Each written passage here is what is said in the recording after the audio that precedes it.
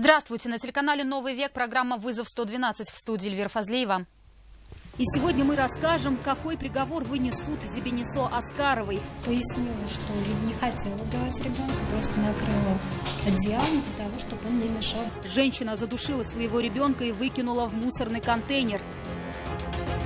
Один человек погиб, еще 3 пострадали. Предварительно ДТП произошло по вине водителя АК. Крупная авария в Набережных Челнах.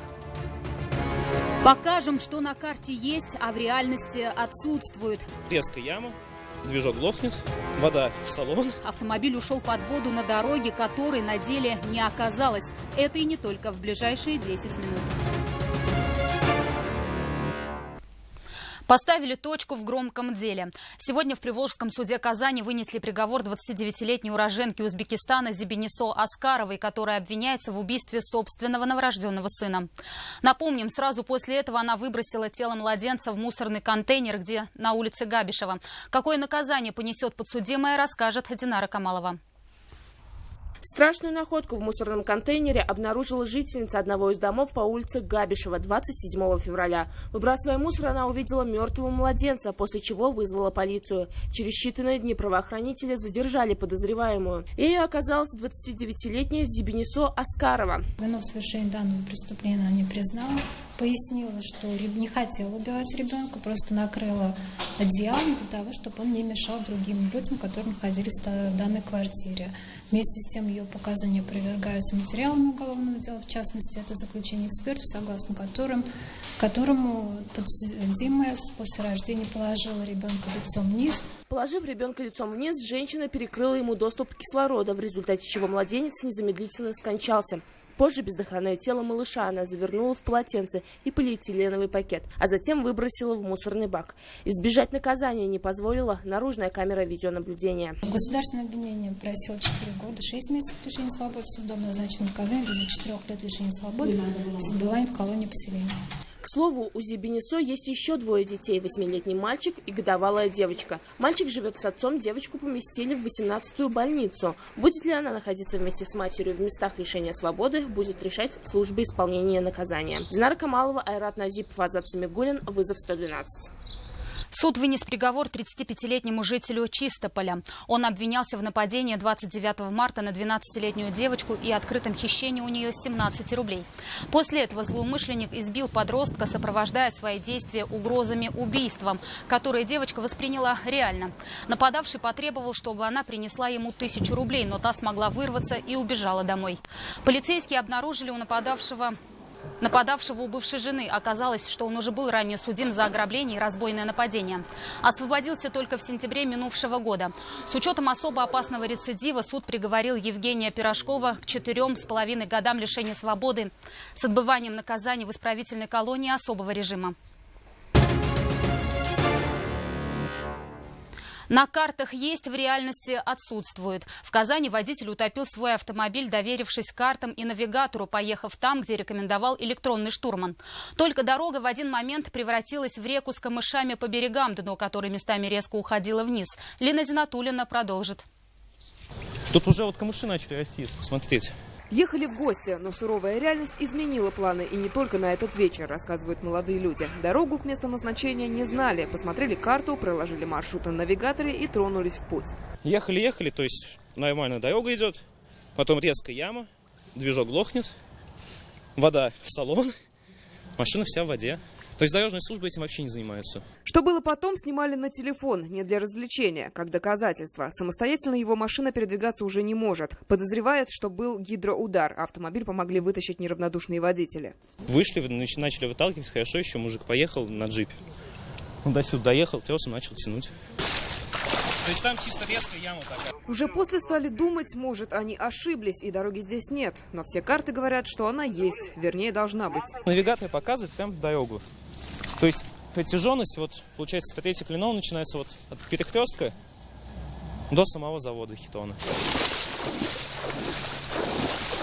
Для наглядности расхождения виртуального и реального сам заходит в воду. В некоторых местах глубина почти по пояс. Происшествие официально оформили в госавтоинспекции.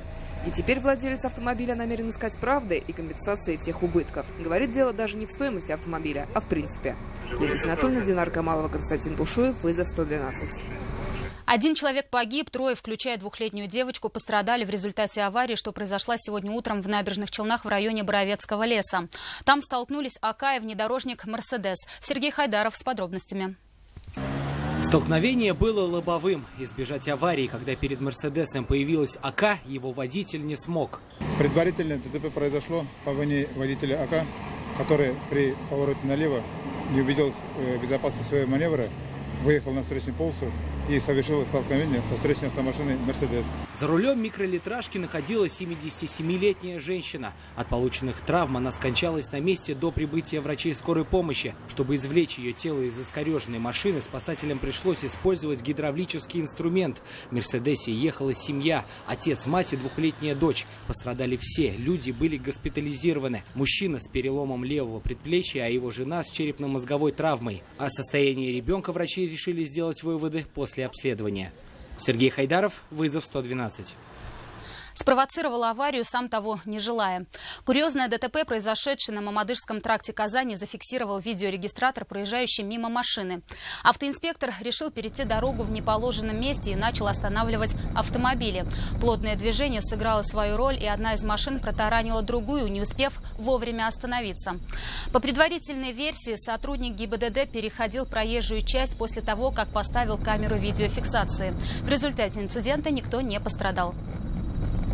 Увидел на дороге собаку, решил объехать и задел столб. Именно такое объяснение дал произошедшему ДТП на улице Ударной водитель «Фольксвагена». Чтобы не сбить появившееся на дороге животное, мужчина вывернул руль вправо, после чего наехал на кусок бетонной плиты, задев по касательной фонарный столб.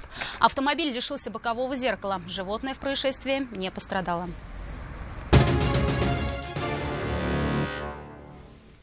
Тело 52-летнего мужчины с огнестрельным ранением грудной клетки обнаружили в собственной квартире в одном из домов в Нижнекамске.